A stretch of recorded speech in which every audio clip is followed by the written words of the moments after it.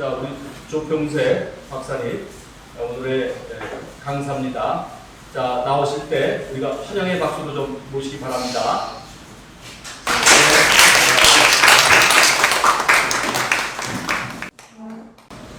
자, 나오세요. 예, 감사합니다.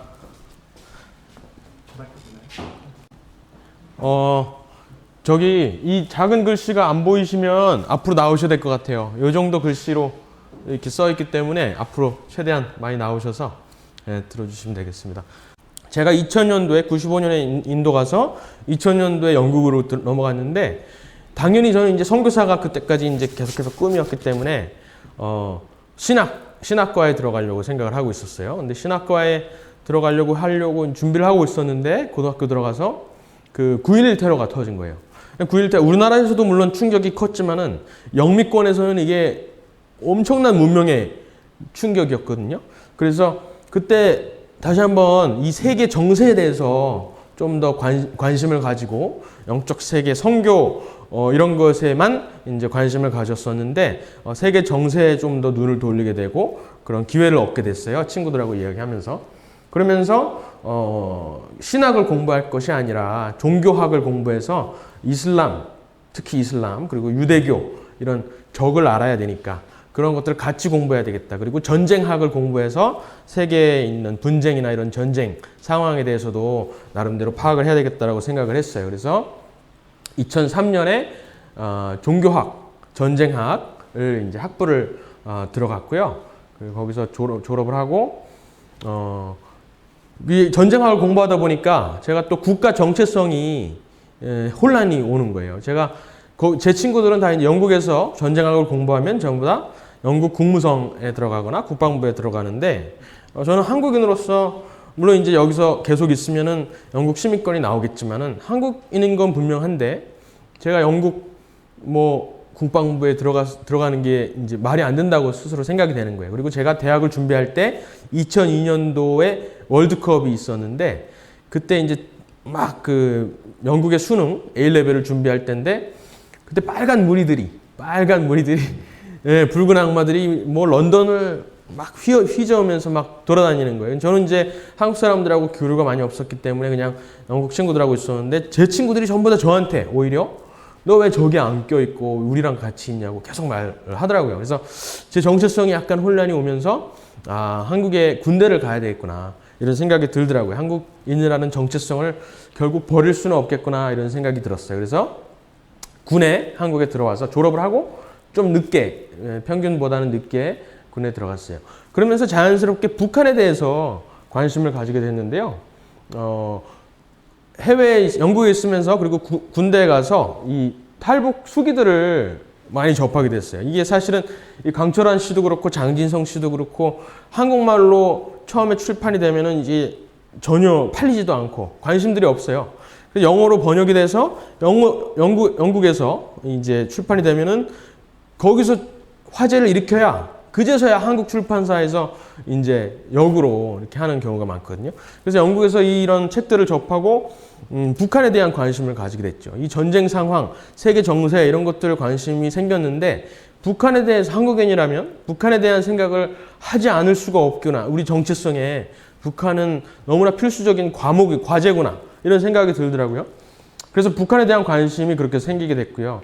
그리고 나중에 이런 책들을 보면서 북한에 대한 관심을 가지고 또 하나님께서 북한에 대한 어떤 소명을 계속해서 부르심을 주시는 것을 느끼게 됐습니다. 그래서 통일 후에 군대 생활을 끝내고 통일 후에 북한 지역이 엄청난 분쟁과 혼란 상태 속에 통일 과정을 우리가 겪게 될 텐데 그 과정에서 일할 수 있는 일꾼이 돼야 되겠다라는 생각이 들었어요. 하나님께서 그런 마음을 주셔서 그런 과로 분쟁안보 개발학이라는 과로 석사 과정을 이제 진학을 했습니다. 같은 학교에 진학을 했고 졸업해서 이제 나와서 한국에 들어와서 통일 관련된 북한과 통일 관련된 연구소나 이런 교수님들을 찾아뵀는데 이 제가 해외에서 알던 그 북한에 관한 북한 인권 문제 특히 그 보수 진보 스펙트럼과 한국에서 생각하는 그 보수 진보 스펙트럼이 완전히 다른 거예요. 우리나라의 보수 진보 그 스펙트럼이 굉장히 많이 왜곡되어 있다는 것을 알게 됐어요. 그때는 주사파나 이런 내용에 대해서 정확하게 알지 못했지만은 그래도 북한 인권에 대해서 외치는 사람들이 이제 보수라고 낙인을 찍히고 전혀 북한에 대해서 관심 없는 사람들이 진보라고 얘기를 되게 굉장히 혼란스러운 상황이었어요. 그래서 저는 이제 영국에 있으면서 어느 대학생이나 다 그렇듯이 스스로 진보라고 생각을 했었는데 한국에 오니까 이제 보수라는 그런 이 누명을 쓰게 되는 거죠. 그래서 이게 어린 마음에 좀 무섭기도 하고 못마땅해서 다시 해외로 나갔습니다. 그래서 어렸을 때 아프리카로 가고 싶었던 꿈을 이루기 위해서 월드비전이라는 그 단체에 소속이 돼서 아프리카의 분쟁 지역을 돌아다녔어요. 3년 동안. 그러면서 구호 개발 활동을 3년 동안 하다가 해외 가서 이제 가장 많이 듣는 소리가 아시죠? Are you from North Korea or South Korea? 북한에서 왔냐, 남한에서 왔냐? 그리고 제가 아프리카에 가면 항상 저희가 하는 말은 너희들 스스로 자국민이 스스로 그 나라의 개발을 책임져야 된다라는 거, 새마을 운동 정신 이런 것들 계속 말을 하는데 그러면 이제 항상 돌아오는 말은 그러면은 한국은 북한은 어떻게 되는 거느냐? 북한에 대해서는 너는 뭘 하고 있니? 이런 질문들이 은연중에 제가 그렇게 느꼈을지 모르지만 그런 질문들이 계속 저한테 마음속에 울림이 있더라고요. 그래서 너는 한국을 위해서 뭘 하고 있니? 이런 말을 계속해서 들었어요. 그런 음성을 계속해서 듣고 그래서 결국에는 북한에 대해서 계속해서 부르고 계시구나라는 생각을 하던 찰나에 2014년에 박근혜 대통령께서 통일 대박이라는 연설을 하셨어요. 그러면서 통일의 때가 굉장히 가까워졌다는 것을 이제 느끼고 그리고 통일준비위원회라는 것을 이제 결정적으로 설치를 하시면서 이제 사람들을 막 뽑기 시작하시더라고요.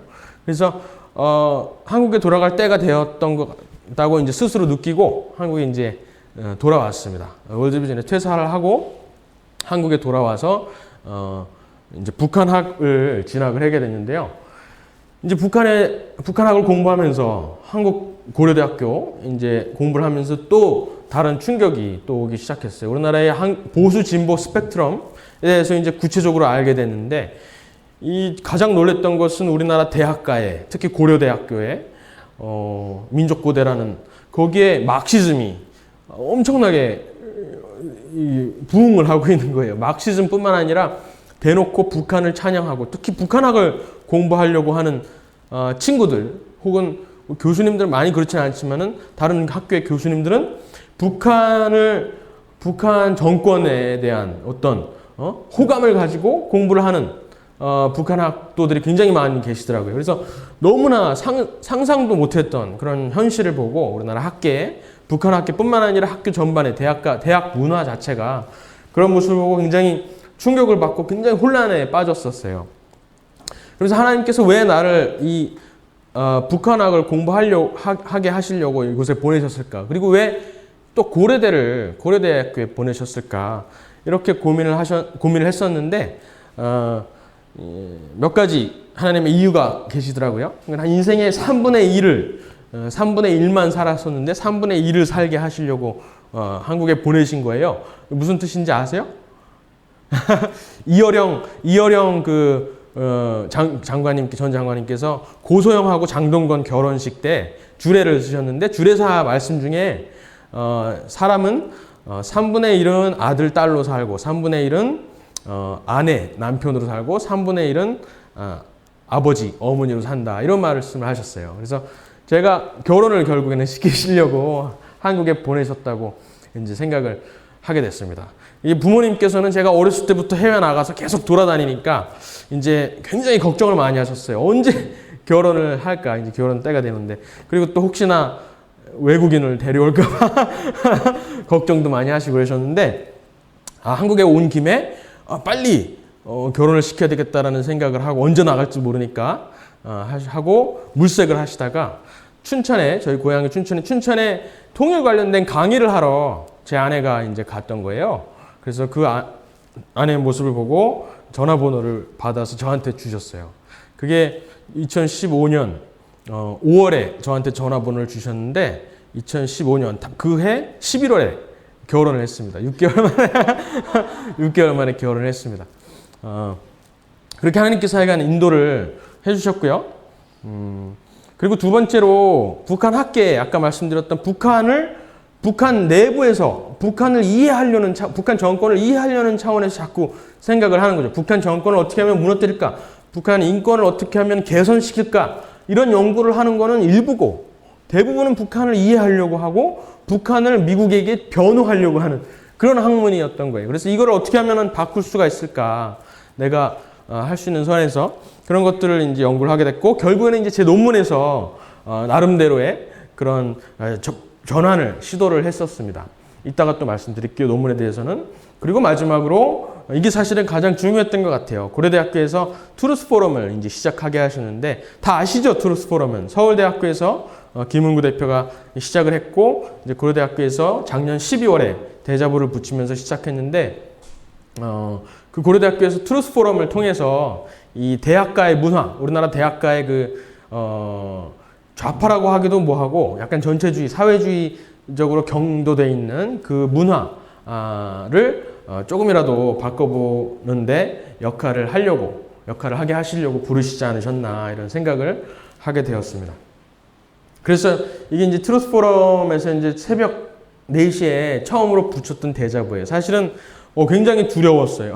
학생운동, 우리나라에서 학생운동을 해본 적이 없고, 우리나라 대학 문화를 전혀 모르고, 그리고 대학생들, 젊은이들이 상당히 거칠고 무서워 보이더라고요.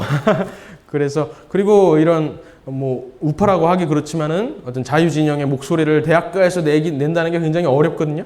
그래서 그런 목소리를 처음으로 이제 이 대자보에, 고려대학교 이 게시판은 특히 안녕들 하십니까? 라고 이제 옛날에 그 유명한 대자보들이 많이 붙였어요. 그래서 굉장히 지금까지 단 한 번도 어떤 그 자유진영의, 보수진영의 이 대자보가 붙은 적이 없었어요.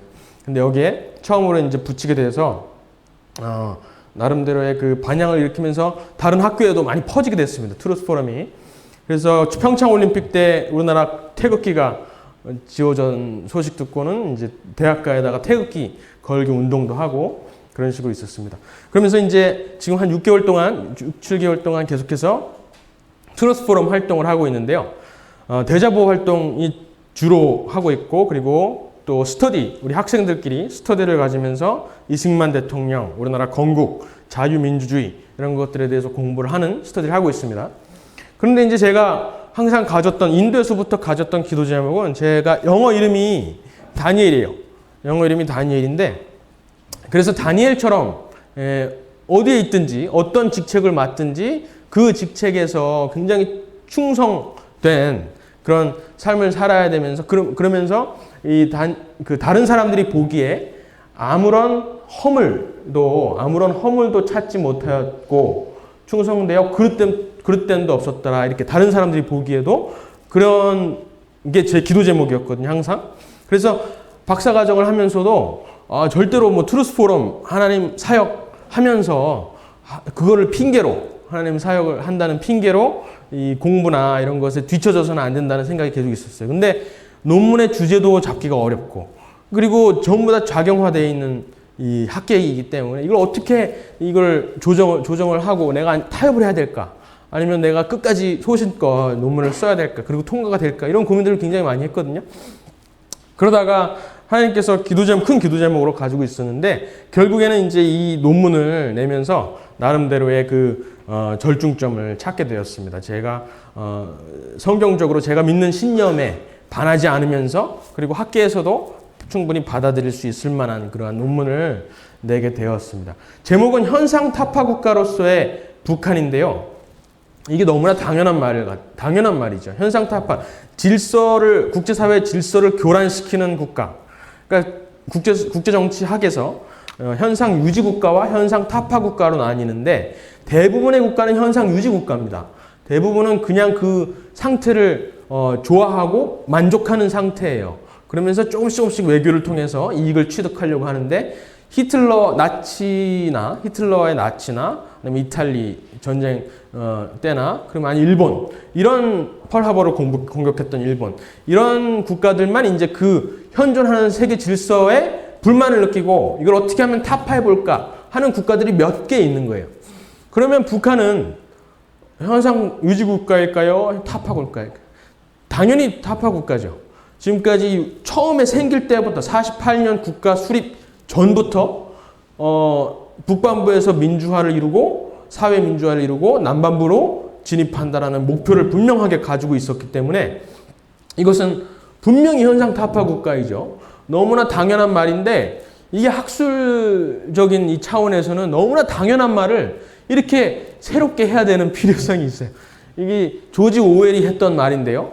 이 시대가 어느 지경까지 이르렀냐 하면은 당연한 것을 계속 반복해서 말해야 하는 것이 지식인의 본분이 된, 첫 본분이 된 지경이다. 이런 말을 했었어요. 근데 마찬가지인 것 같아요. 지금도 북한은 악한 국가다라는 너무나 당연한 말을 계속해서 반복해야 되고 몇 가지 예가 있는데 동성애 문제도 마찬가지. 학문은 배설을 위한 것이다. 라는 너무나 당연한 말을 계속해서 외쳐야 되고 그리고 무슬림 문화, 테러리즘 뿐만 아니라 조혼 문화, 뭐 여성 할례 문화 너무나 상식적으로 말도 안 되는 인권 유린적인 것이 나쁜 것이다라는 것을 계속해서 말해야 되는 그런 상황에 이르렀어요. 근데 북한도 마찬가지로 북한 학계에서 북한은 악한 국가다라는 말을 못해요. 악한 너무나 당연한 말인데도 이것을 나름대로 수치적으로 증명을 해야 되고 뭐 계속해서 논리를 갖다 붙여야 되는 거죠. 학계는 완전히 북한도 나름대로의 국가다라는 것으로 지배가 돼 있기 때문에 북한도 현상 유지 국가다라는 그 생각이 지배를 하고 있기 때문에 이거를 깨기가 굉장히 쉽지가 않습니다. 그래서 결국에는 아마 어머니들이 듣기에는 너무나 당연한 소리를 왜 이렇게 어렵게 하나 싶으실 거예요. 그렇지만 이게 학계에서 이거를 만들어내기가 굉장히 애를 먹었습니다. 3년 반 동안 이거를 썼는데 제 논문의 주제는 이겁니다. 이제 핵도발을 계속해서 하고 있는데 왜 이렇게 핵도발이 증가를 할까? 갑자기 특히 김정은에 들어서 김정은 지금 6년차, 7년차인데 김정은에 들어서 그 전년도 김정일이나 김일성 때보다 훨씬 더 기간이 길잖아요. 그때보다 미사일 도발이 3배 이상이에요. 김정은 3배 이상. 그리고 핵실험은 다들 아시다시피 2배로 뛰었어요. 김정일 때 2번 실험을 했는데 김정은 때는 4번 실험을 했습니다. 작년까지 해서. 그리고 언제 또 할지 몰라요. 지금 뭐 평화 분위기가 있는데 언제 또 할지를 모릅니다. 그런 상황에 있는 것이 왜 그럴까? 그러면 기술적인 진보 때문에 당연히 기술적으로 계속해서 증가를 하니까는 그 기술에 맞춰서 그 핵실험 증가하는 거 아니냐라고 말을 하는데 꼭 그렇지도 않습니다. 왜냐하면은 여기 보면은 이게 이제 핵도발, 미사일과 핵실험 도발을 이렇게 수시적으로 직면한 건데 이게 균등하게 올라가지가 않아요. 중간에 분명히 공백들이 있어요. 특히 10년도, 11년도 김정일이 죽기 전에 2년 동안에는 아무런 도발이 없었어요. 그때도 분명히 미사일 개발 기술적으로 진보가 있었음에도 불구하고 그렇기 때문에 기술적인 그 이유만은 결코 아니라는 것이 드러났습니다. 그래서 왜 북한이 갑자기 김정은에 들어서 이렇게 도발을 할까라는 것이 이제 제 논문의 큰 의문점이었는데요. 지금 대부분의 학자들한테 북한이 왜 핵 개발을 할까라고 물어보면은 대부분의 학자들이 이렇게 말합니다.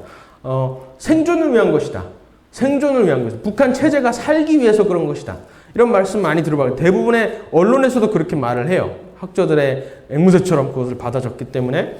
근데 이게 사실은 생존을 위한 것은 너무나 당연한데 생존만을 위한 것이라면은 계속해서 도발을 할 필요가 없어요, 사실은. 왜냐하면 도발을 계속하면 할수록 오히려 역으로 생존의 위협이 되기 때문에 그래요. 특히 트럼프 같은 대통령이 당선이 되면은 트럼프는 모든 옵션을 테이블에 놓겠다라고 언제든지 치려고 막 위협을 가하잖아요. 그러면은 도발을 멈춰야죠. 살기 위해서 그런 것이야. 살기 위해서 핵 개발을 한 것이라면은 당연히 도발을 멈추고 눈치를 봐야 되는데 그렇지가 않거든요. 계속해서 오히려 더 도발을 하거든요. 그렇기 때문에 생존만을 위한 것이 아니라 생존을 위한 것은 당연한데 현상을 타파하기 위해서 개발을 하는 것이다. 핵 개발을 하는 것이다. 이것이 이제 제 논문의 주요 요지입니다. 아까도 말씀드렸지만 너무나 당연한 말인데 이거를 이제부터 증명을 하나하나 해야 되는 그런 책임이 이제 따르게 됩니다. 그래서 이 주제를 가지고 미국으로 가게 됐습니다. 여러 가지 국제정치학의 가장 대표적인 이론이 뭐냐면 모든 국가는 당구공이라는 이론이에요. 당구공. 당구공들이 다 색깔은 다르잖아요. 근데 이 당구공들이 서로 인터랙트 하는 거는 서로 이제 상관하는 거는 똑같이 반응한다는 거죠. 그래서 국가가 어떤 체제를 가지고 자유민주주의 국가든 전체주의 국가든 이건 상관이 없다. 외교에 있어서는 똑같다. 이런 게 이제 국제정치학의 가장 지배적인 이론이에요. 너무나 말도 안 되는 이론인데 그래서 이거를 깨는 그런 작업을 했습니다. 그래서 이론적으로 어떤 이론적인 틀을 만들고 여러 가지 연구 방법을 개발을 해서 여러 가지 선행 연구가 있는데요. 빨리빨리 넘어갈게요. 이게 이제 제가 논문에서 개발한 연구 틀이에요. 연구 분석 틀. 이것을 가지고 결국에는 북한의 국가 정체성에는 뭐가 있냐면은 대한민국을 전복하려는, 대한민국을 타파하려는 국가 정체성을 뿌리 깊이 가지고 있다. 이것은 48년 9월 9일 국가가 수립되기 전부터 가지고 있었던 뿌리 깊은 정체성이에요. 이것을 지금까지 북한은 한 번도 놓치지 않고 계속해서 끌고 왔다는 것을 증명을 하려고 했습니다. 그리고 결국에는 수치적으로 박사 논문에서는 수치적으로 이걸 증명해야 되기 때문에 어렵게 김일성부터 김정은까지의 발언을 분석해서 이 핵개발 의도가 증가하고 있다는 것을 증명을 하려고 노력을 했습니다. 작년에 제가 빅트차 교수님 아시죠? 여기 한국 대사로 오시려고 하시다가 이제 낙마하셨는데 작년에 이분 밑에서 미국에서 연수를 했어요. 처음에 그 아이디어를 제공해 주셨던 분이 이제 빅트차 교수님인데요. 빅트차 교수님의 그 아이디어를 받아서 그분 밑에서 연구를 하면서 논문을 완성을 시킬 수가 있었습니다. 이게 이제 그 목차인데요. 이 첫 부분을 이제 가지고 미국에 가서 이 나머지를 미국에서 어느 정도 완성을 해서 한국에 온 겁니다.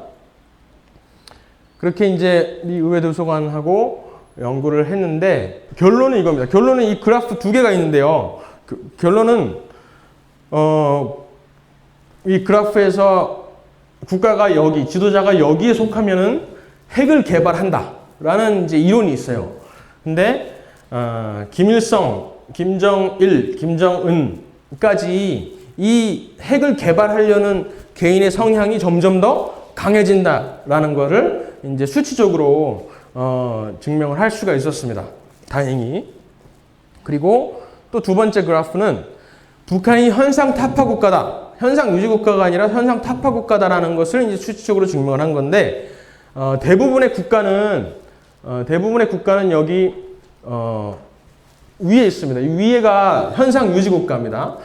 밑에가 현상 타파 국가인데 북한은 당연히 현상 타파 국가예요.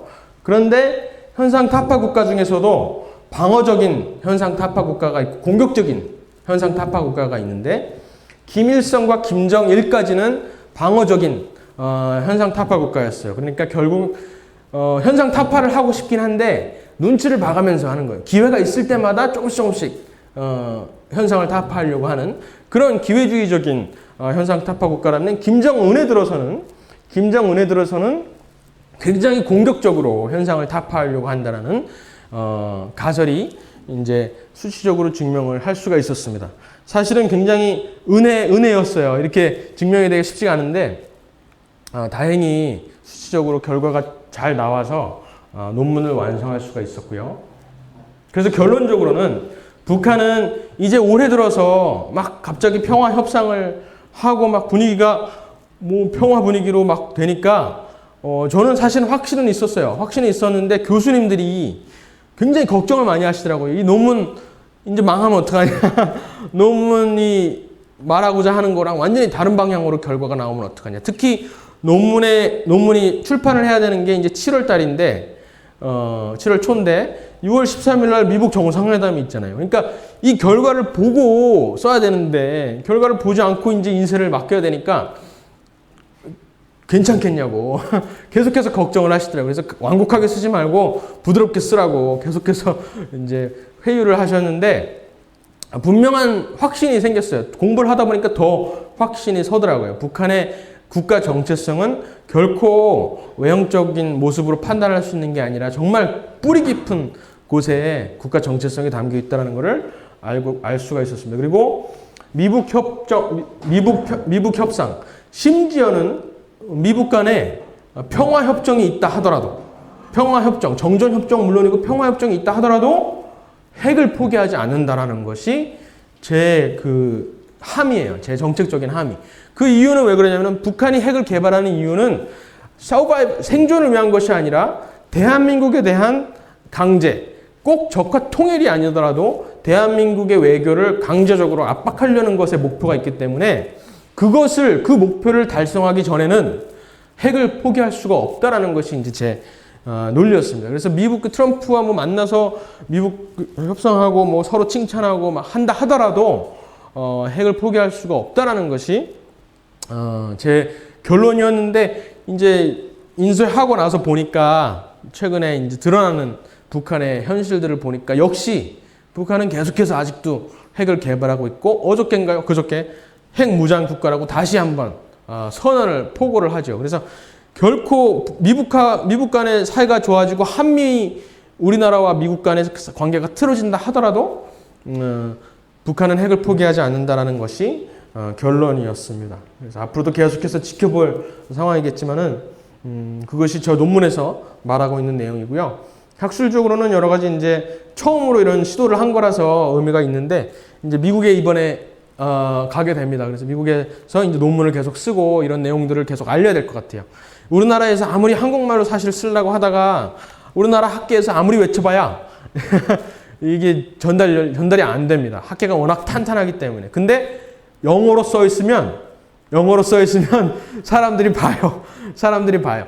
이 탈북 수기들도 영어로 먼저 흥하니까 한국 출판사에서 써준 것처럼 영어로 이제 쓴 것이 효과가 있으면은 한국에서 이거를 뭔가 있나 보다 하고 봅니다. 그래서 너무나 우스꽝스러운 한국의 학계 현실이지만은 그것을 이용해서 미국에 가서 계속해서 내용을 전달을 하려고 합니다.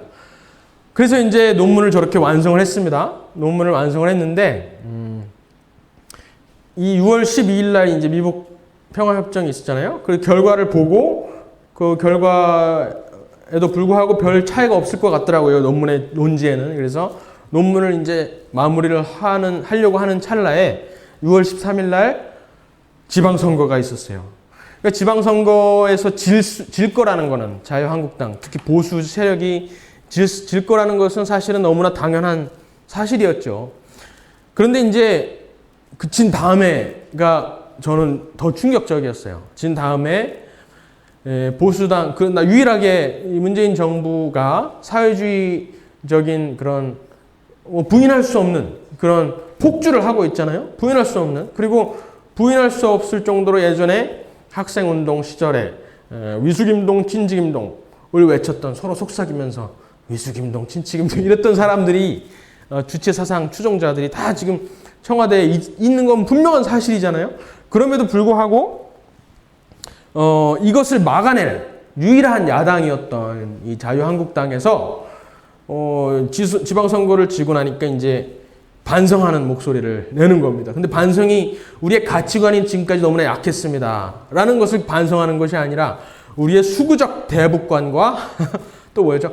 우편향적 정책들에 대해서 반성합니다. 이런 말을 하는 거예요. 그리고 우리가 좌클릭을 덜해서 우리가 이렇게 망하게 되었습니다. 라는 고백을 하는 겁니다.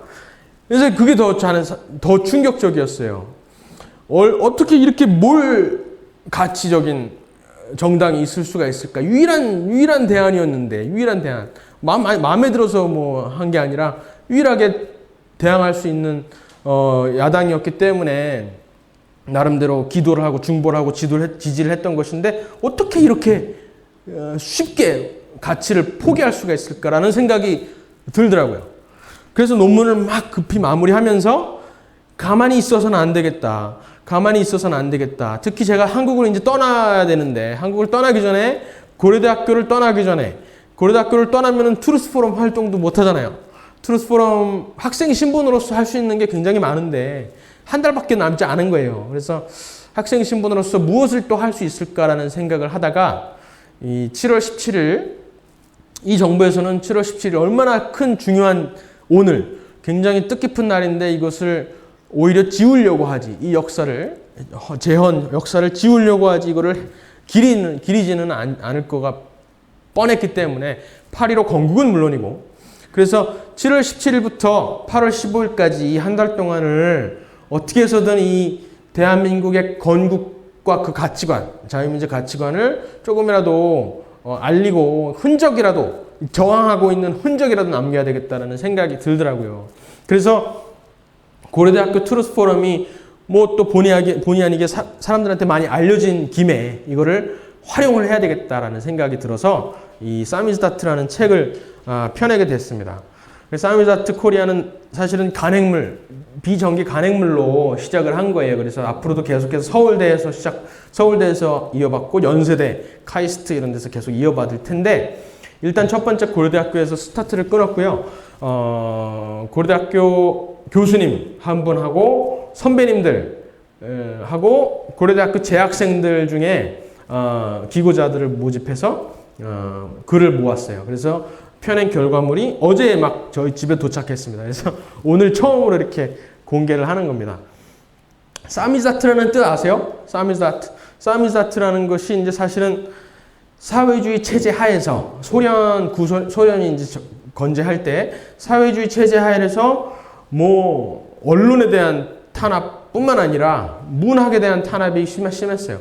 뭐 너무나 잘 알려져 있는 그 닥터 지바고라는 그 소설도 소련에 대한 비판이 많이 없거든요. 그런데도 출판이 금지가 됐어요. 그러면서 지하로 들어가서 계속해서 재생산이 되고 인쇄가 되고 퍼지기 시작합니다. 그러면서 그 닥터 지바고뿐만 아니라 숄제니친 수용소 군도 그리고 뭐 하벨의 이런 작품들이 계속해서 생산되고 하나의 문화가 형성이 된 거예요. 지하의 문화가 생긴 겁니다. 그것을 사미즈다트라고 해요.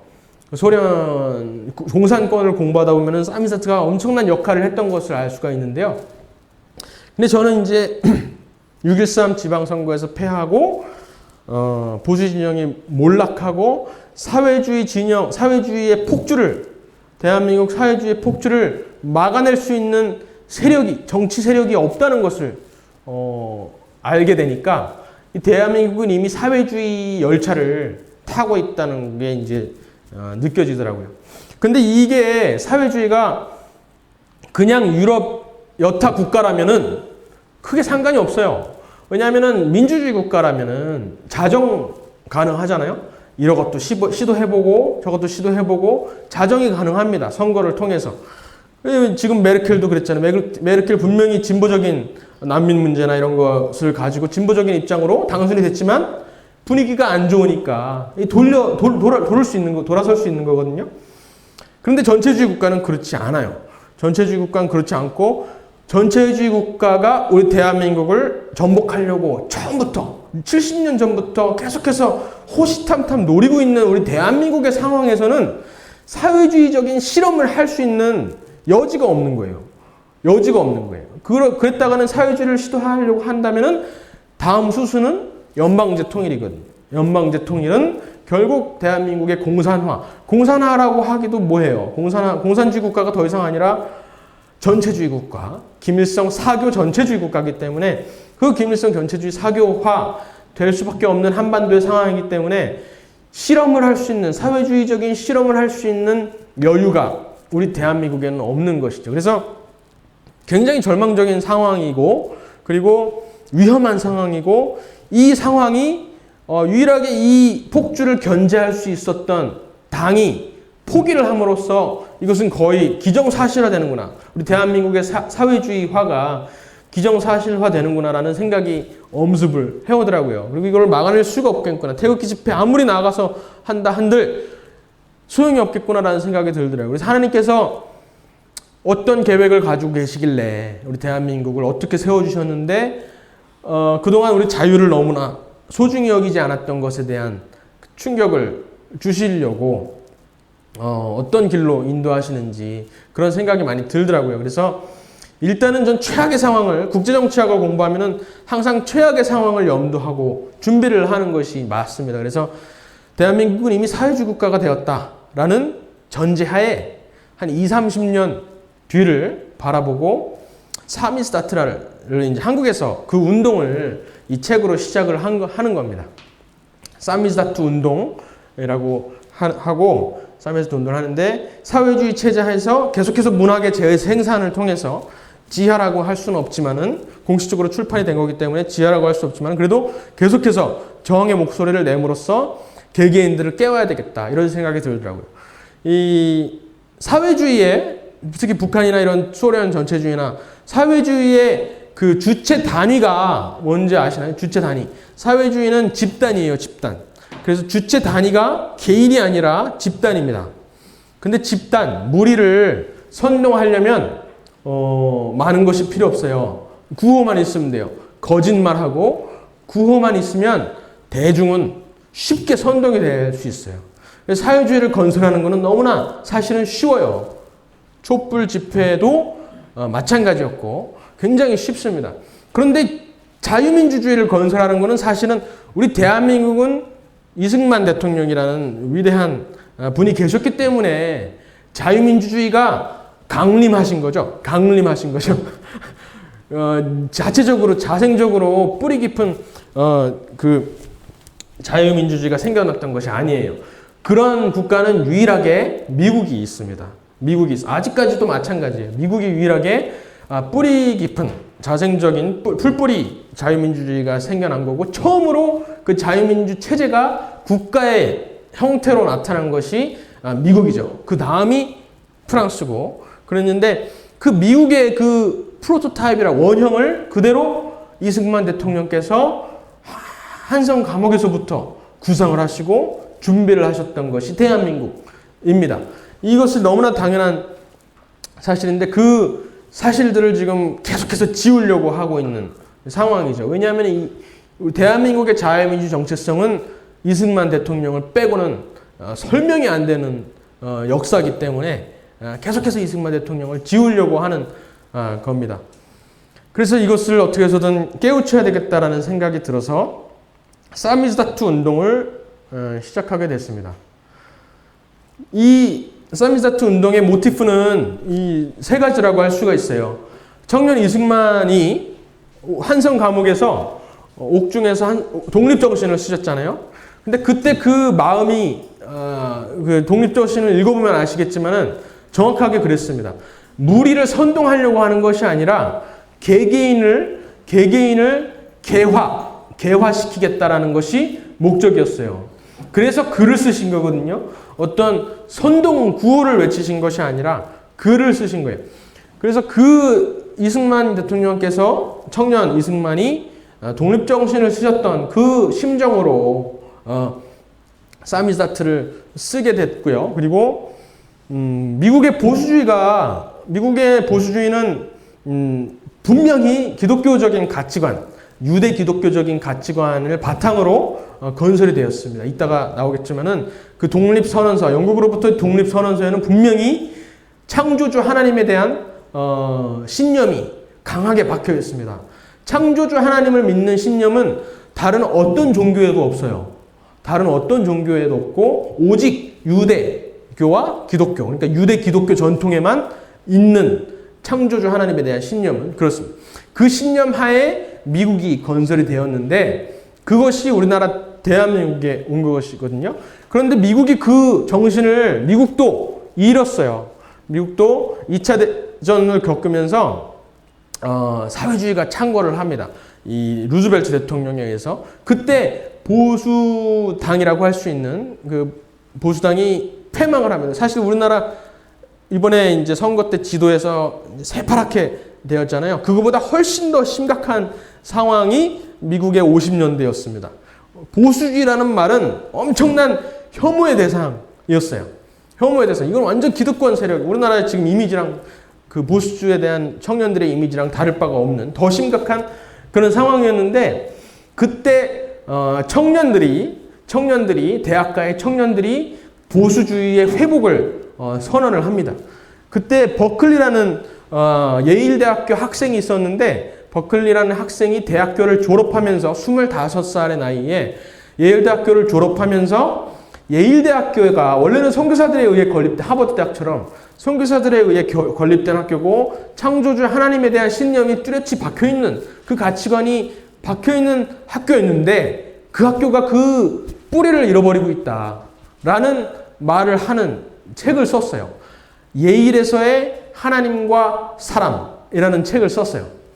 God and Man at Yale이라는 책을 썼는데 그 책이 베스트셀러가 됩니다. 왜냐하면 이것이 예일대학교의 세속화에 대한 고발이 아니라 미국 사회 전반에 대한 고발로 사람들한테는 읽혔거든요. 미국도 분명히 독립선언서에 나오지만은 기독교적인 가치관의 바탕으로 나라가 세워졌는데 그 가치관을 잃어버리고 전체주의화되고 있다라는 그 맥락과 예일대학교의 맥락과 정확히 일치하는 거예요. 그래서 그 책이 기독교인들 그리고 보수 세력들 사이에서 엄청나게 반향을 일으킵니다. 불과 25살이었어요. 그래서 대학을 졸업하고면서 그 책을 쓴 다음에 5년 뒤에 내셔널 리뷰라는 사미즈다트가 이제 그 모티프를 배경으로 만든 건데요. 내셔널 리뷰라는 간행물을 발간을 합니다. 버클리가 나이가 30이죠.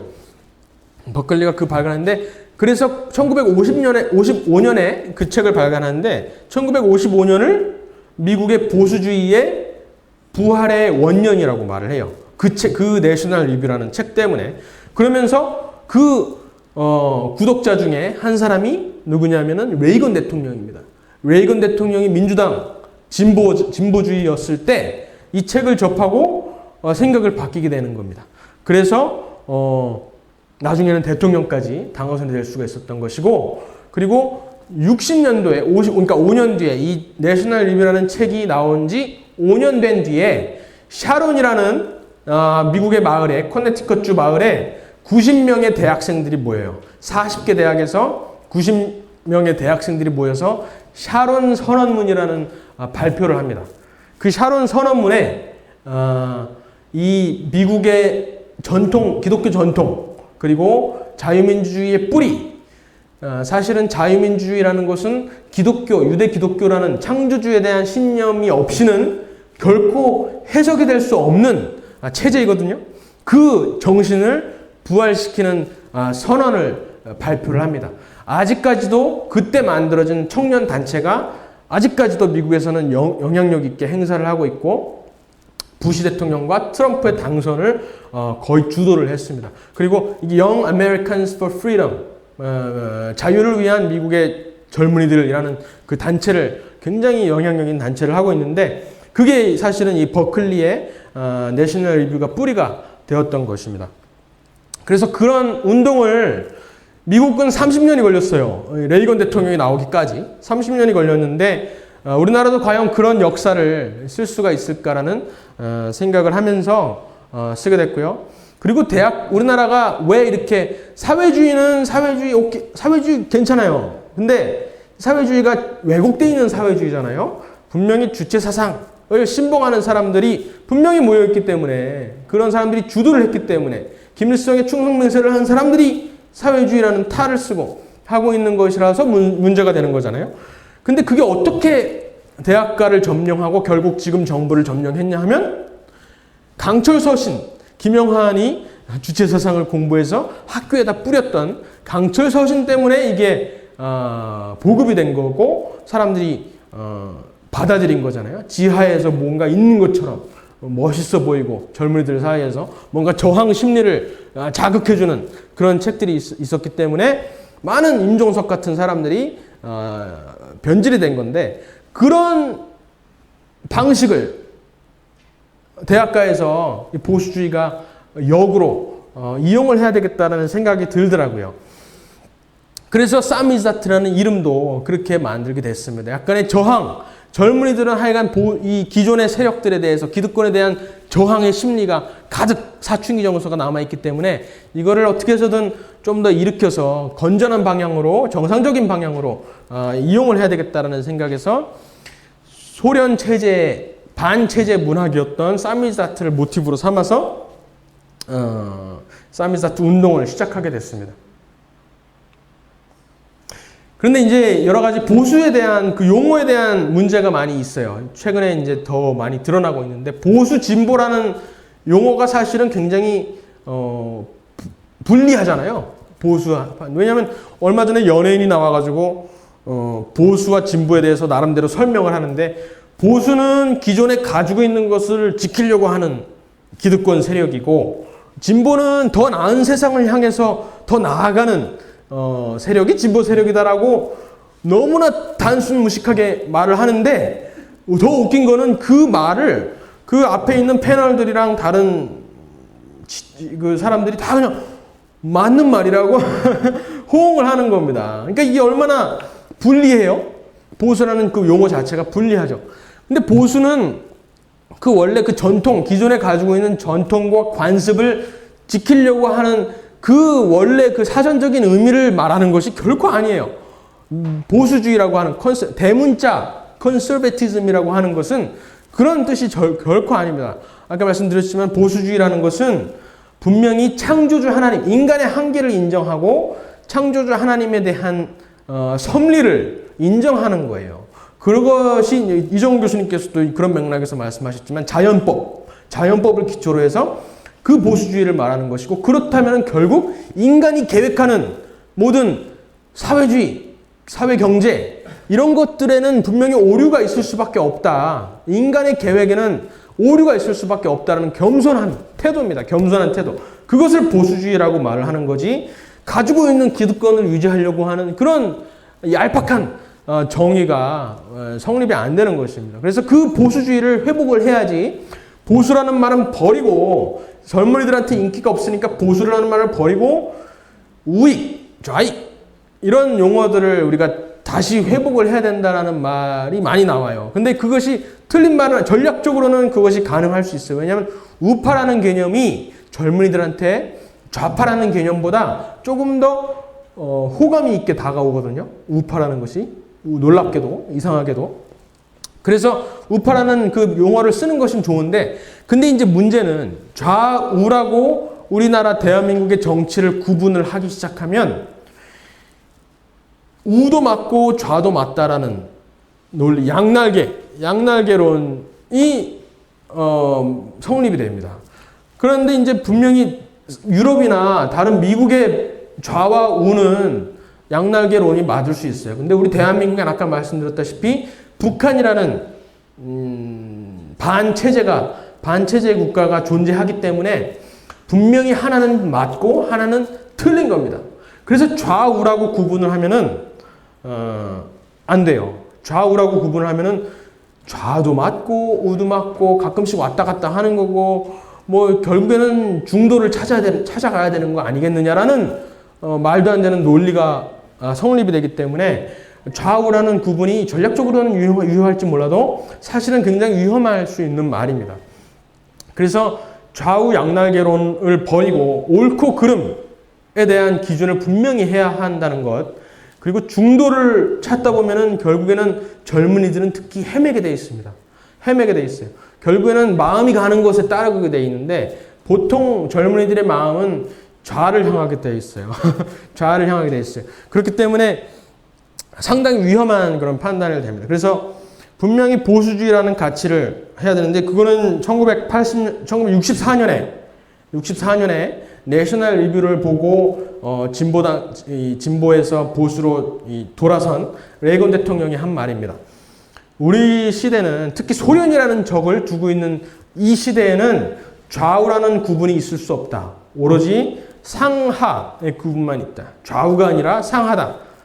하나님을 인정하는 상이냐 아니면은 우리 인간끼리 할 수 있다. 인간끼리 모든 것을 계획하고 경제를 이끌 수 있다라는 인본주의적인 사관 하냐 이 구분밖에 있을 수 없다라는 말을 레이건 대통령이 대통령이 되기 한참 전에 이런 말씀을 하셨습니다. 우리나라 대한민국에도 정확하게 적용이 될 수가 있어요. 왜냐하면 미국이 소련을 대항했던 것처럼 대한민국은 처음 건국 때부터 북한을 분명히 우리 체제를 대한민국 자유민주 체제를 전복하려는 북한이 있기 때문에 좌우라는 구분은 대한민국에서는 맞지가 않습니다. 상하라는 구분이 오히려 맞고 보수주의와 전체주의라는 구분이 더 맞습니다. 그래서 결국에는 신본주의와 인본주의 사상의 싸움이고 반기독교와 기독교 세력의 싸움이고 반대한민국과 대한민국의 세력의 싸움입니다.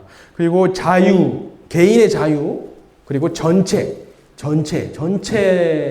정체성을 주는 그런 세력의 싸움이고 사람 중심이냐 창조주를 인정하는 창조 중심이냐 그리고 인간의 역사냐 아니면 하나님의 섭리냐 이 역사라는 것이 하나님의 섭리냐 아니면 인간이 만들어가는 역사 이것으로 구분이 될 수가 있습니다. 이것은 성경에 분명히 나와 있는 이야기예요. 사람의 마음으로 스스로 생각하는 모든 계획은 다 악할 뿐이다라고 분명히 말씀을 하셨고 그리고 첫 원죄도 사실은 그렇게 시작을 했어요. 하나님처럼 될 수 있다. 우리가 인간이 하나님처럼 될 수 있다라는 것이 바로 원죄였습니다. 이것은 바로 하나님을 인정하지 않는 것, 창조주 하나님을 인정하지 않고 에덴 동산을 우리 사람이 꾸려보겠다는 그 계획 중심적인, 사람 중심적인 생각이었어요. 그리고 바벨탑이 대표적인 예죠. 우리가 한 언어를 쓰고 있었으니까 한번 우리가 탑을 높이 쌓아서 흩어지지 말자. 흩어짐을 면하자라고 말했던 것이 바벨탑이었어요. 그래서 결국 쪼갠 겁니다. 언어를 통해서 하나님께서 쪼갠 겁니다. 분명한 성경적인 흐름을 보면은 6,000년 역사를 보면은 분명히 이 구분이 명확합니다. 대한민국이 지금 그 싸움에 있고요.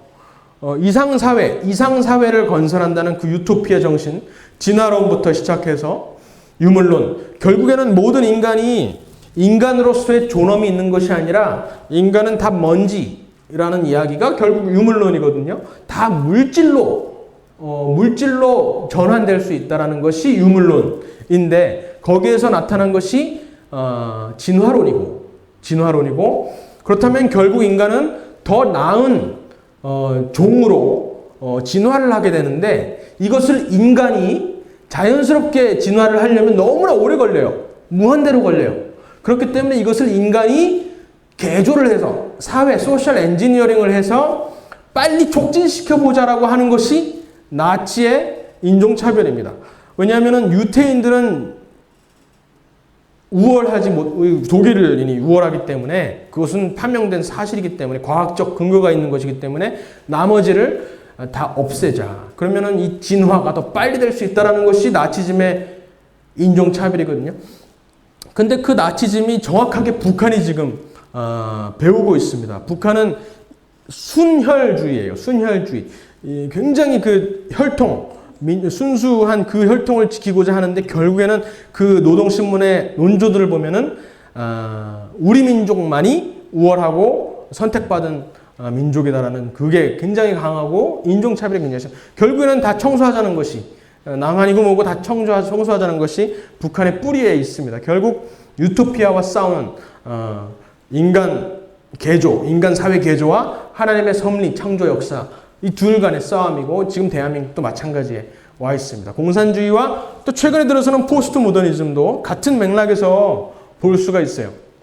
예전에는 종교라는 이름으로 청소를 했다면 지금은 과학이라는 이름으로 청소를 해왔고 포스트 모더니즘 시대에 들어와서는 PC라는 폴리티컬 정치적 올바름이라는 말도 안 되는 단어를 그걸로 해석이 될 수 있는 그 개념으로 진행이 되고 있습니다.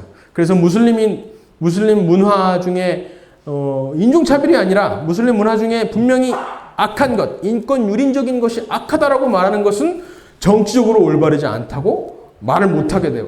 동성애 배설기관으로 성교하는 것은 잘못된 것이라고 너무나 당연한 말을 못하게 되는. 이게 일종의 전체주의 사고입니다. 인본주의 중심의 전체주의 사고라고밖에 해석이 되지가 않습니다. 아무리 봐도 이 전체주의의 경향은, 이 인류의 전체주의적인 경향은 마귀의 가장 큰 전략이었어요. 계속해서 그 전략을 가지고 지금까지 싸워왔고, 그렇지만 하나님의 역사가 분명히 동시에 이루어지고 있었는데, 그것은 종교개혁에서 전환점을 크게 이루어집니다. 그때 결론적으로는 마틴 루터라는 사람 인물도 있었지만 결국에는 인쇄술입니다.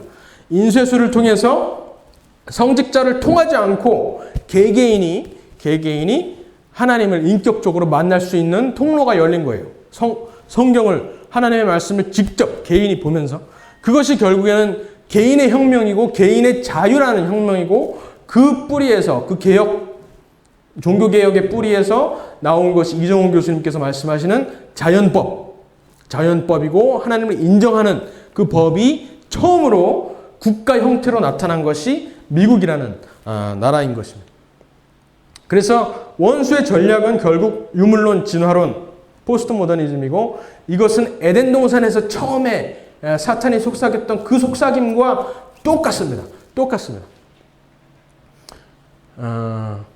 여러분, 이 사회주의에 대해서 분명히 하나님께서는 기독교인들에게 분명히 경고를 하고 계시는데요. 저희 아들 돌잔치 때 저희 아버님이 지금 의사활동 그만두시고 목사님이신데 말씀을 준비하시다가 발견하신 구절이에요. 분명히 잠언이 결국에는 이 기독교인들뿐만 아니라 세상을 살아가면서 하나님을 믿는 그 믿음을 어떻게 하면 유지할까라는 그 교훈들을 처음부터 적어주신 거잖아요. 이것을 하지 말아라, 저것을 하지 마라, 저걸 해라. 가장 처음에 잠언 1장에 가장 처음으로 이런 자들을 경계해라 라고 말씀하신 것이 사회주의였어요. 이것을 이제 발견을 하게 됐는데요. 이 사람들이 하는 말은, 이 사람들의 본질은 뭐냐면은 우리가 함께 가자, 가만히 엎드렸다가 사람의 피를 흘리자, 사람들을 죽이자, 지배자들을 죽이고 있는 것들을 죽이고 우리가 세계를 지배를 하자라는 것이 이들의 본질이에요. 근데 이들이 어떤 속삭임으로 우리를 속이느냐 하면, 너는 우리와 함께 제비를 뽑고 우리가 함께 전대 하나만 두자라는 말합니다. 전대 하나. 그러니까 돈주머니를 하나만, 호주머니에 있는 걸 다 꺼내서 이 전대 하나에다가 두고 같이 공유해서 쓰자라는 속임수로 우리를 속인다는 겁니다. 분명히 잠언 1장에 하나님께서 처음으로 하신 교훈이 바로 이 인간 계획에 대한 경계였습니다. 인간의 경제 계획에 대한 경계였습니다. 이것을 우리 기독교인들이라면은 분명히 인식을 하고 경계를 해야 될 것 같습니다. 내 아들아, 그들과 함께 그 길에 다니지 말아라. 내 발을 금하여 그 길을 밟지 말아라고 분명히 말씀하고 계시고, 포스트 모더니즘도 마찬가지입니다. 자유, 평등, 관용을 말하지만은 들여다보면은 기독교에 대해서만큼은 절대로 관용하지 않습니다. 십자가는 그 형상조차도 놓으면 안 된다고 십자가였으면 고발을 합니다. 이정훈 교수님께서 옛날에 그런 일들을 하셨죠. 십자가였으면 그걸 법으로 고발하고, 이런 형태의 전체주의적인, 그러니까 근데 그 서로 맞지 않은 이론들, 예를 들어서 무슬림과 동성애, 완전 극과 극인 원리주의와 그런 변태주의, 이런 것들이 서로 어울려요. 서로 어울리고 연합합니다. 그러니까 이것은 반기독교라고밖에 해석이 될 수가 없습니다. 그래서 근데 이 역사를 보면은 결국 사탄의 마지막 몸부림이라고 볼 수가 있을 것 같아요.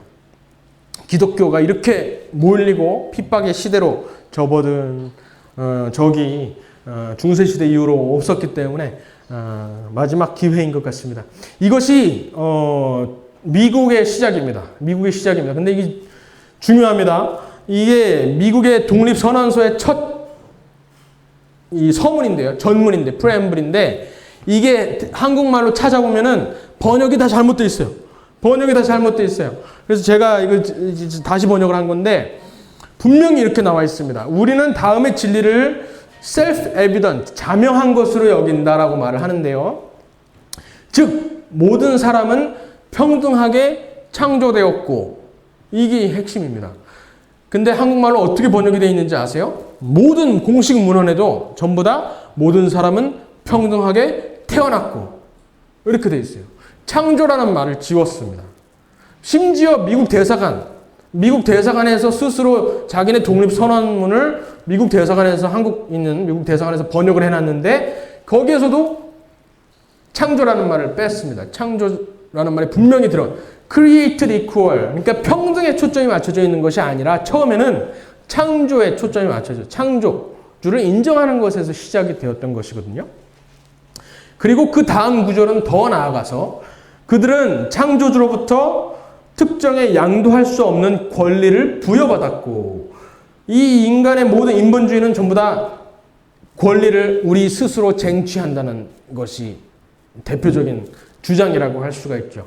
근데 분명히 인간의 권리는 하나님께서 부여하신, 창조주께서 부여하신 것, endowed by their creator라고 분명히 나와 있습니다. 그 정신에서 시작이 되었어요. 이것은 신정체제를 말하는 것이 아니에요. 신정체제는 또 하나의 전체주의 국가를 말하죠. 왜냐하면 개개인의 선택을 무시하고 모두 다 하나님을 똑같이 믿어라 라고 하는 그 신정체제는 전체주의이기 때문에 이것과 완전히 반대되는 개념입니다. 자유민주주의 체제는 개개인의 존엄성을 하나님께서 주셨다는 것을 믿고 그것을 존중하는 것에서 시작이 되는데, 권리가 하나님께서 부여받았다는 것이 시작이기 때문에 자유민주주의 체제와 일부 기독교 세력에서는 또 신정체제, 예전에 중세시대 같은 그런 것을 이제 주장하는 세력들도 있는데, 그거는 사탄의 전략입니다. 거기에 넘어가면 안 되고 분명히 자유민주주의 체제이고, 그 자유민주주의 체제는 그냥 인간이 서로 평등하자라는 차원이 아니라 인간의 한계를 인정하고 창조주를 인정하는 것에서 시작됐다는 것이 자유민주주의의, 그렇지 않고는 자유민주주의를 해석할 수가 없어요. 그렇게 시작됐고, 그리고 정부의 역할은 이 권리를 보장하기 위해서, 이 권리를 지키기 위해서 인류의 정부가 조직되었고 라고 말을 합니다. 인류가 정부를 조직하였다라고 말을 하지 않고 수동적으로 인류의 정부가 조직되었고 라고 말을 합니다. 정부를 조직하는 것도 결국 하나님의 섭리라는 것을 인정하는 것이고, 정부의 역할에는 이 창조주를 인정하는 믿음을, 최소한의 믿음을 개개인들이 가질 수 있도록, 개개인들이 하나님을 인격적으로 개개인이 스스로 만날 수 있는 최소한의 정치적 환경을 만드는 것이 정부의 역할이다 라고 분명히 말을 하고 있는, 이 토대에 미국이 생겨난 것이고요. 이 원형, 정부의 원형을 그대로 이승만 대통령께서 가져다가 한국에 강림시키신 겁니다. 한국은 준비가 전혀 되어 있지 않았어요. 지금 그 피해를 우리가 이제 입고 있는 것인데, 준비되지 않았던 대한민국의 자유민주 견실성에는 결국 이승만을 빼고는 해석을 할 수가 없습니다. 이승만 대통령께서 한성 감옥에서 청년 시절에 독립정신을 통해서 이런 말씀을 하십니다. 대한 사람의 물정기는 예수교회라. 정치는 항상 교회의 본위로서 딸려나는 거로, 교회에서 감화한 사람이 많이 생겨날수록 정치의 근본이 스스로 바로잡히나니. 결국 기독교라고 이제 말씀을 하셨지만은 창조주를 인정하는 믿음을 말하는 겁니다. 어떤 특정 종교를 말씀하시는 것이 아니라 창조주를 인정하고 사람의 한계, 인간의 한계를 인정하는 것을 얘기를 하고 있습니다. 계속해서 독립정신은 전부 다 이제 여러 가지 항목이 있는데, 결국 가장 핵심적인 내용은 말미의 결론 부분에 나타나는데, 거기 인간 본래의 자유라는 말씀을 하십니다. 본래의 자유. 그 자유란 무엇이냐 하면, 인간의 한계와 인간 위에 초월적인 창조주를 인정하는 태도가 바탕이 되어야지만 사람들이 아무도 보지 않는 곳에서 양심이 있기 때문에, 하나님이 보신다는 것을 알기 때문에 죄를 안 짓고, 그리고 감사한 마음으로, 사람이 보상을 안 해줘도 하나님께 감사한 마음으로 착한 일을 하지 않을 수가 없다라는 너무나 당연한 본질적인 진리를 독립정신에서 말씀하고 계신 겁니다. 그게 자유민주주의의 기초입니다. 자유민주주의의 기초이고 이 맥락을 설명하는 그 태도가 신념적 태도가 보수주의인 것입니다. 보수주의가 다른 무슨 기득권을 말하는 게 아니라. 그래서 이것은 재팬 인사이드 아웃에서 더 정확하게 드러나는데요. 재팬 인사이드 아웃은 우리가 보통 학교에서 배우는 레이몽드 아론이나 하나 아렌트 이런 학자들보다 훨씬 더 앞서서 41년도에 대부분의 전체주의에 대한 학술적 정의는 50년대에 이루어졌는데 수년 전에 41년도에 민주주의와 전체주의, 그러니까 하나님을 인정하는 것에서 시작하는 정치체제와 하나님을 부정하는 것에서 시작하는 정치체제를 나누신 거예요. 처음으로. 그게 이 재팬 인사이드, 이 제목이 사실은 많이 손해를 보고 있어요. 재팬 인사이드 아웃이라고 제목을 해놓으니까 일본에 대한 분석이라고 생각을 하는데 사실은 굉장히 깊은 정치 철학이 들어있고 기독교적 가치관을 바탕으로 한 보수주의적 자유주의가 담겨있는 정치 서적입니다. 그것이 이제 많이 희석이 되어 있는데 제목 때문에 굉장히 중요한 챕터가 있습니다. 마지막 챕터에 민주주의와 전체주의라는 제목이 있는데 거기에 이런 내용들이 있습니다.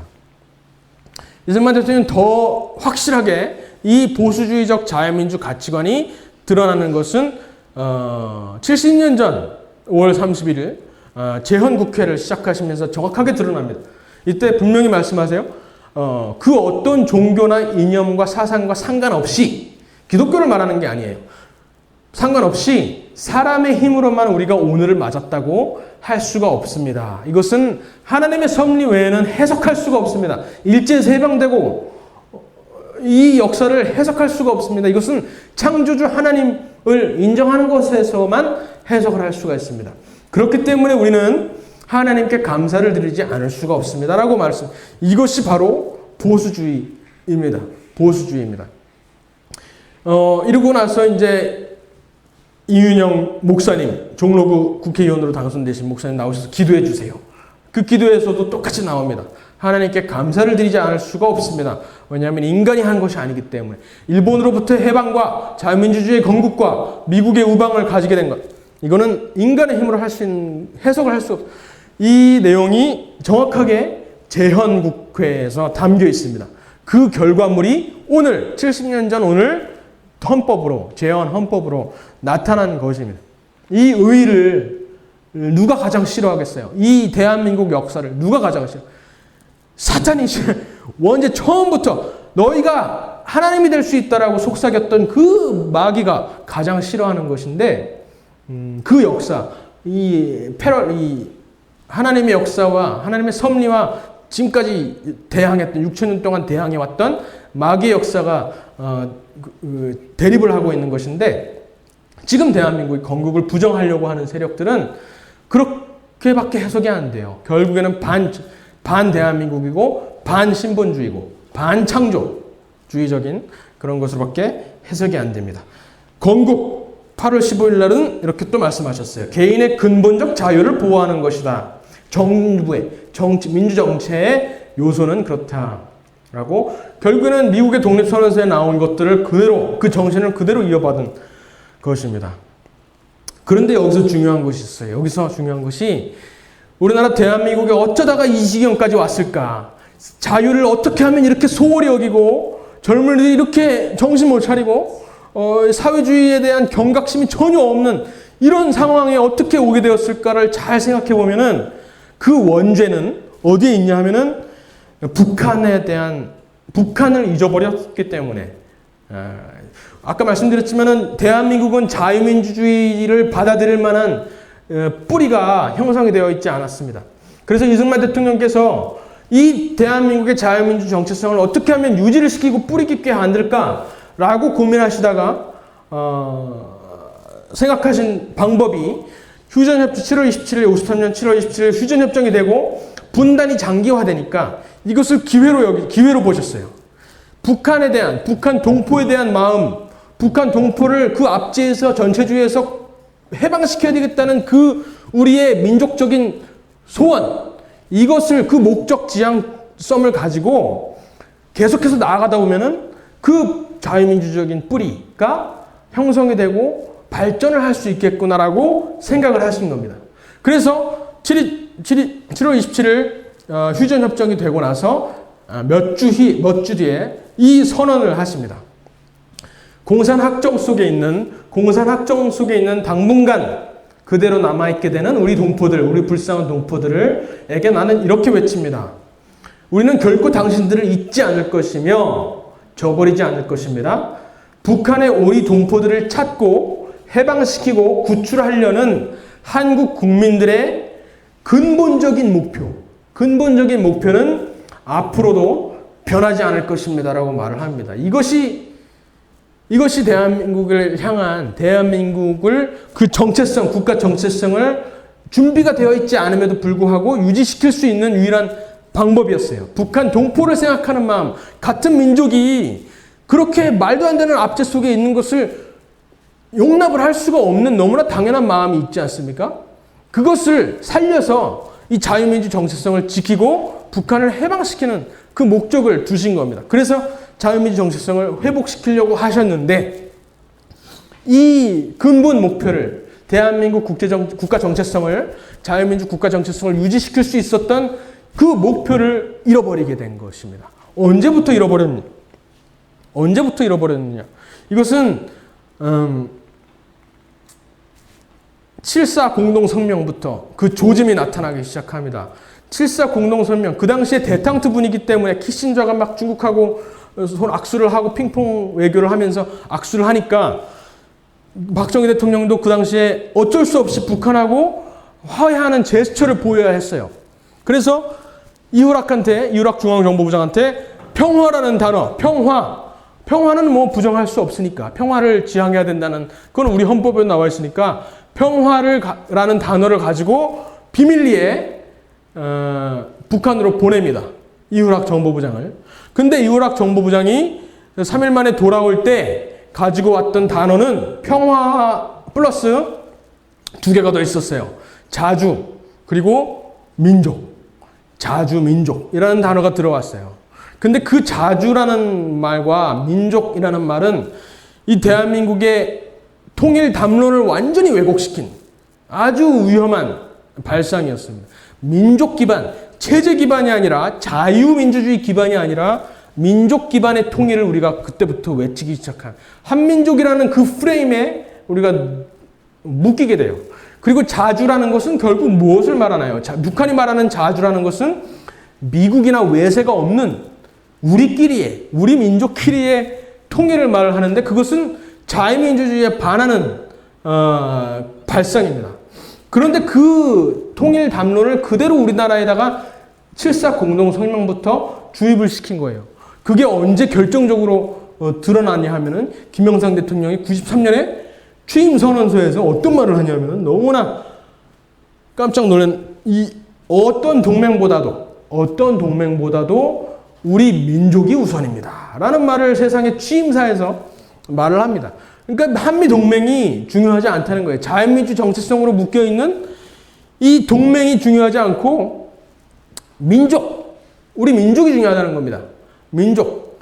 근데 그 민족이 우리 동포를 생각하는 그 민족이 아니라 김일성 민족, 백두 혈통을 말하는 민족이었어요. 거기서부터 이제 우리의 문제가 시작이 됐다고 할 수가 있습니다. 우리는 그래서 최소한 기독교인이라면은 우리가 원하는 소원인 통일은 민족 통일이 되어서는 안 되고 자주 통일이 되어서도 안 됩니다.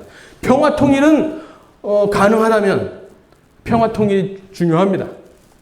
그렇지만 가장 우리가 핵심적으로 놓치지 않아야 될 통일은 자유민주 통일이고 결국에는 우리 이승만 대통령께서 말씀하신 근본 목표인 북한의 동포들을 구출시키는 그런 통일이 돼야 되는 겁니다.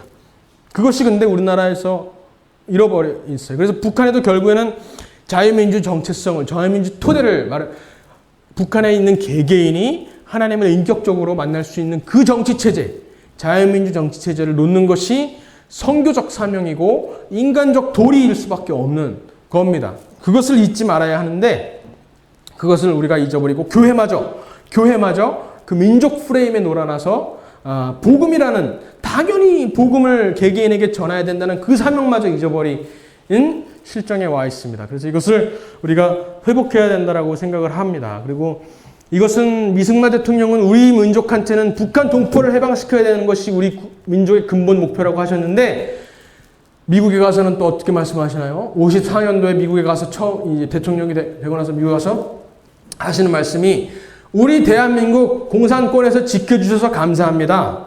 그런데 휴전선에서 멈춘 것, 더 북진하지 않고 멈춘 것을 당신들은 회개하셔야 됩니다.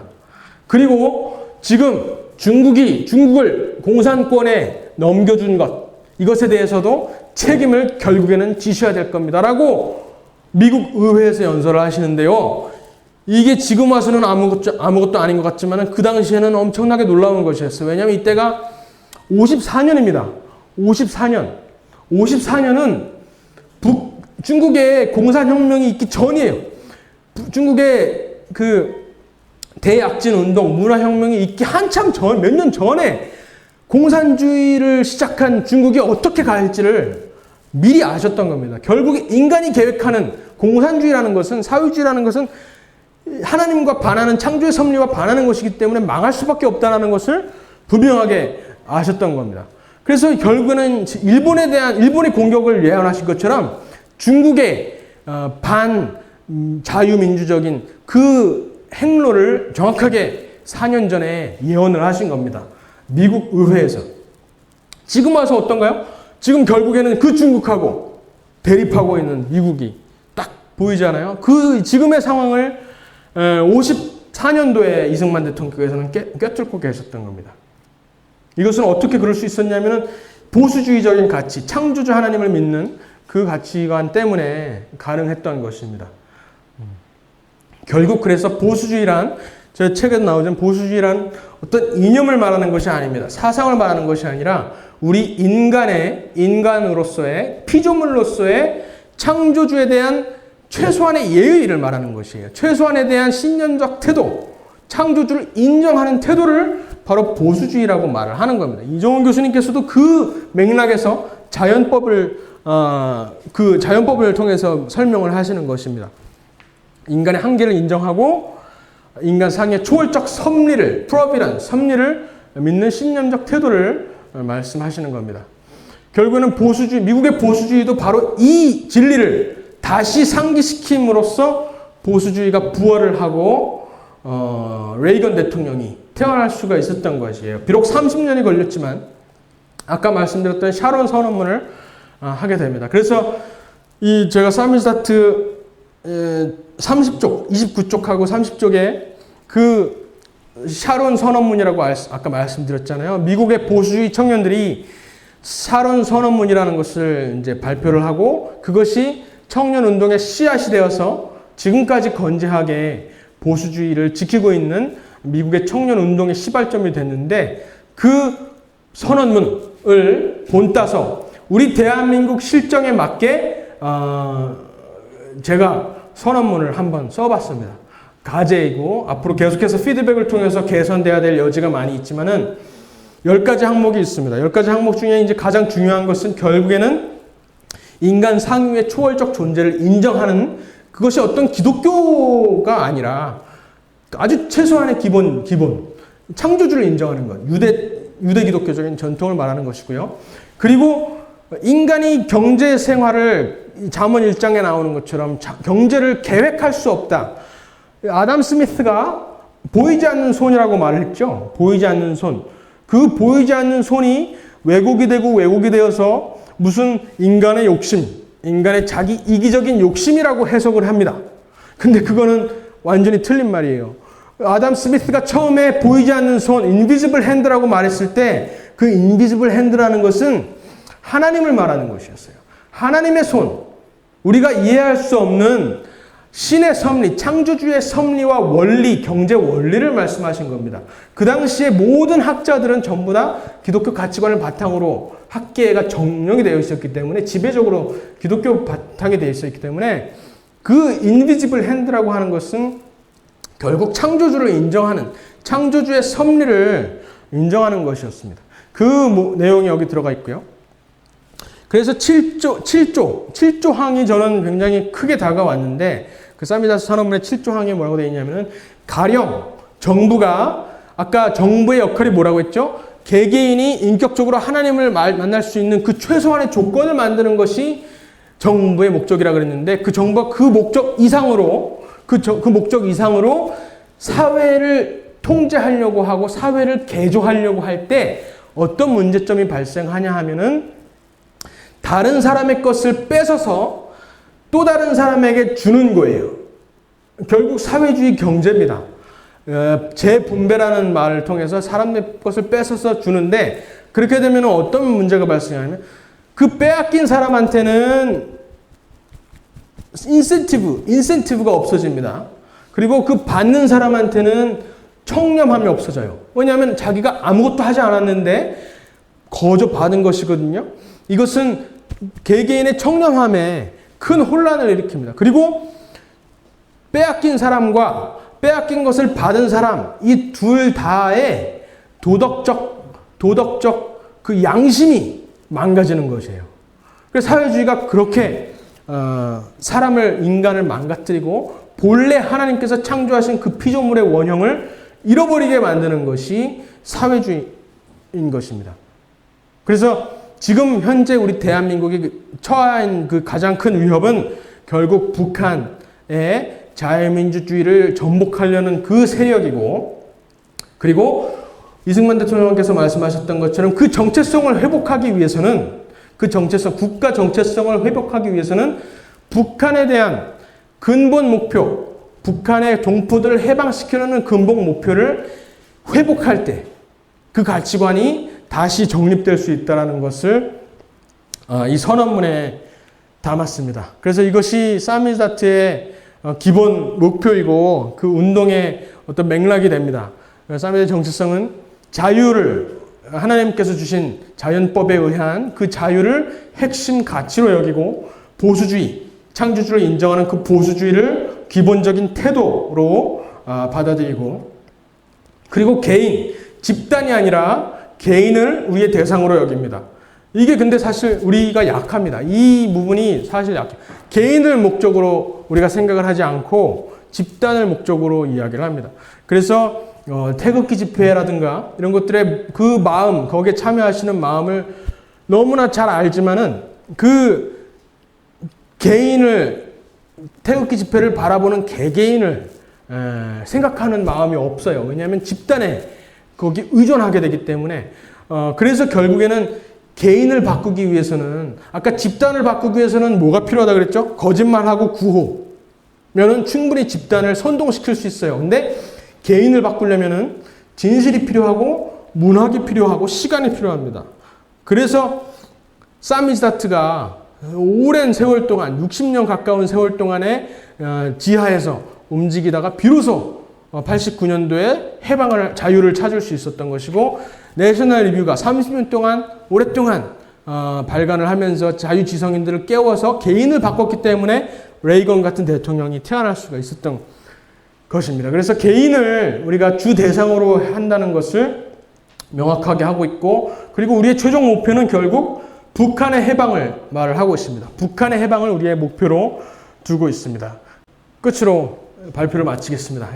감사합니다.